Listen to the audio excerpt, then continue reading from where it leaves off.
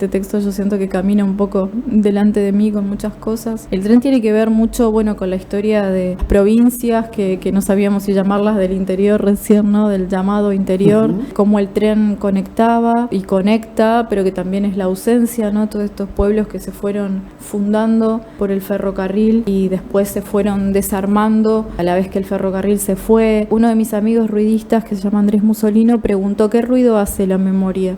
Y para mí la memoria hace ruido a tren.